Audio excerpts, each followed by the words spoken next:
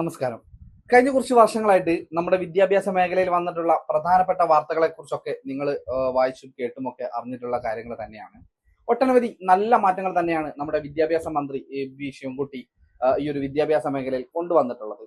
ഈ അടുത്ത് അദ്ദേഹം നടത്തിയ ചില പ്രസ്താവനകളൊക്കെ വലിയ രീതിയിൽ തന്നെ സോഷ്യൽ മീഡിയയിൽ കയ്യടി നേടുകയും ചെയ്തിട്ടുണ്ടായിരുന്നു.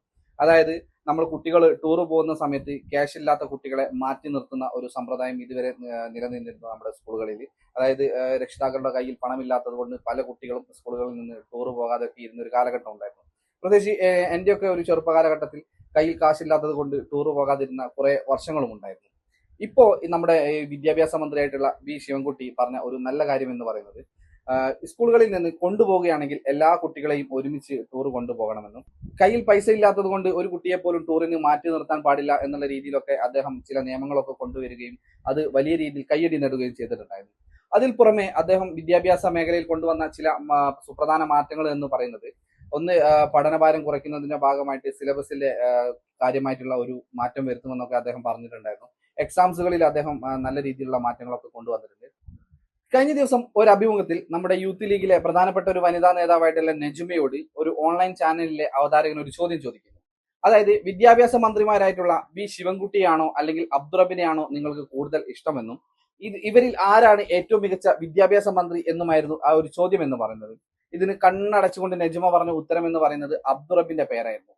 പി കെ അബ്ദുറബാണോ വി ശിവൻകുട്ടിയാണോ മികച്ച വിദ്യാഭ്യാസ മന്ത്രി എന്ന ചോദ്യത്തിന് അബ്ദുറബാണെന്ന് പറഞ്ഞ യൂത്ത് ലീഗ് നേതാവ് നജ്മയ്ക്ക് സോഷ്യൽ മീഡിയയിൽ വലിയ ട്രോൾ പൂരമാണ് ഇപ്പോൾ ലഭിച്ചുകൊണ്ടിരിക്കുന്നത്. സ്വകാര്യ ചാനലിന് നൽകിയ അഭിമുഖത്തിലാണ് നജ്മ മികച്ച വിദ്യാഭ്യാസ മന്ത്രി അബ്ദുറബാണെന്ന് അഭിപ്രായപ്പെട്ടത്. വാചക കസർത്തിലല്ല, നല്ല പ്രവൃത്തിയിലാണ് കാര്യം.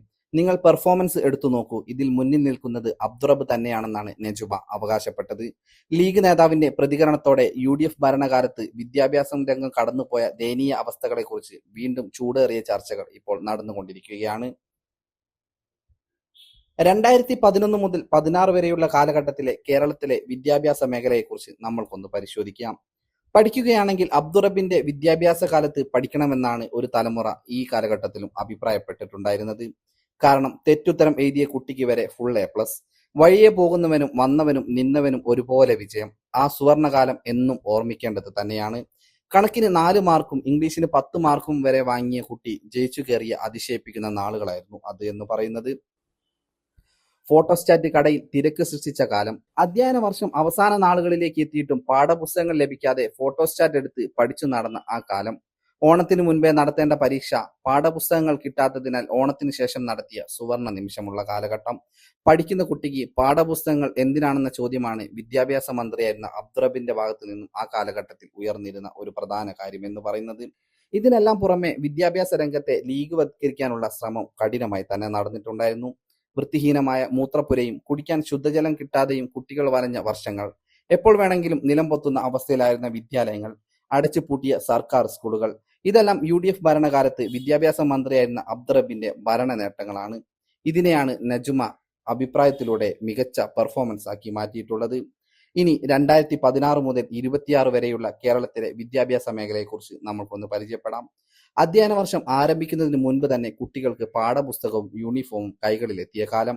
അടച്ചുപൂട്ടിയ സ്കൂളുകൾ ഏറ്റെടുത്ത സർക്കാർ, സ്മാർട്ടായ സർക്കാർ സ്കൂളുകൾ, ക്ലാസ് മുറികൾ, ശുദ്ധീകരിച്ച കുടിവെള്ളവും വൃത്തിയോടുകൂടിയ ശൗചാലയങ്ങളും, കുട്ടികളുടെ ഇഷ്ടാനുസരണം പരിഷ്കരിച്ച ഭക്ഷണ മെനുവും ഈ കാലഘട്ടം എടുത്തു പറയേണ്ട ഒന്നു തന്നെയാണ്.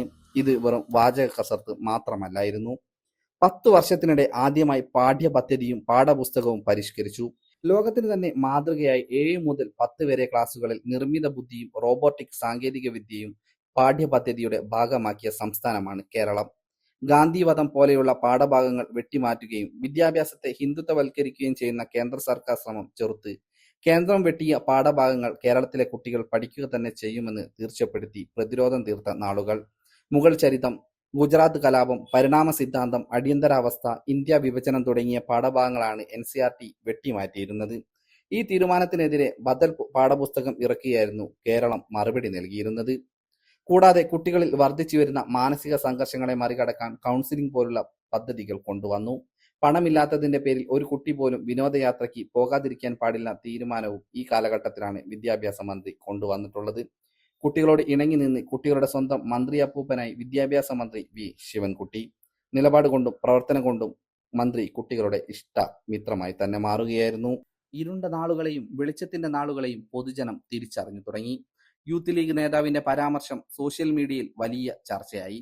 നിരവധി ട്രോളുകൾക്ക് വഴിയൊരുക്കി. വീണ്ടും ആ ഇരുണ്ട നാളുകളെ ഓർമ്മപ്പെടുത്തിയതിന് നന്ദിയാണെന്നാണ് സമൂഹ മാധ്യമങ്ങളിൽ നിന്നുള്ള പ്രതികരണം. എന്തുതന്നെയായിരുന്നാലും വിദ്യാഭ്യാസ മന്ത്രിയായിട്ടുള്ള വി ശിവൻകുട്ടി ഒട്ടനവധി നല്ല കാര്യങ്ങൾ തന്നെ വിദ്യാഭ്യാസ മേഖലയിലേക്ക് ചെയ്തുകൊണ്ടിരിക്കുകയാണ്.